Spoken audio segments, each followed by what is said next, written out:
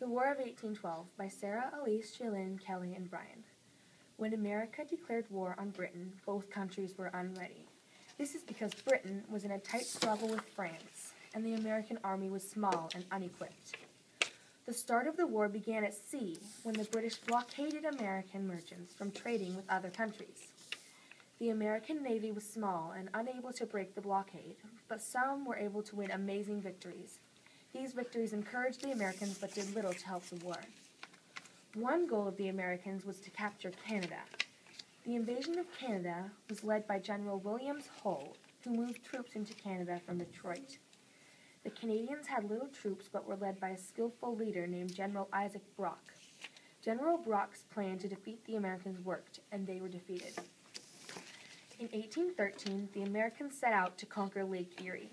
This battle was led by Captain Oliver Hazard Perry, who built his own ships and sailed his fleet against the British. They struggled against Britain's navy, but eventually won control over Lake Erie. After the Battle of Lake Erie, the Native Americans had terrible losses. The British and Native Americans retreated back into Canada, where they had another battle against the Americans. This battle was called the Battle of Thames. During this battle, the Native American group, Tecumseh, lost their leader. Without leadership, the Tecumseh's confederation soon fell apart.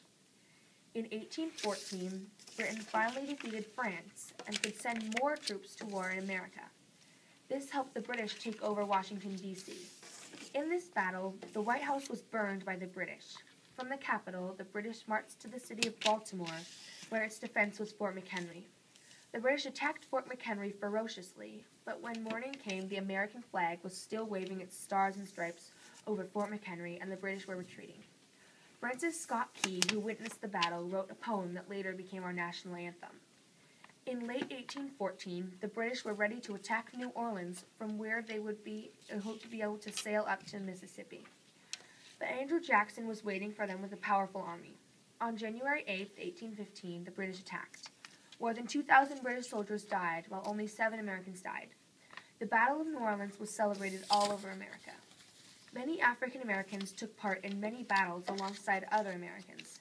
African American volunteers helped win many of America's battles, such as the Battle of New Orleans, the attacks on Baltimore and Washington, and even helped defend Philadelphia against a possible attack. African Americans also served in the American Navy. They helped win the Battle of Lake Erie and other sea victories as well. Many Americans were thankful for the help the African Americans gave, and many gave respect to them.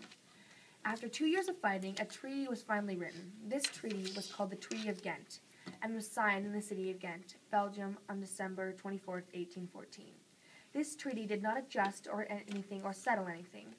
Britain and the United States agreed to restore any pre-war conditions, but the treaty did not say anything on neutrality or impressments.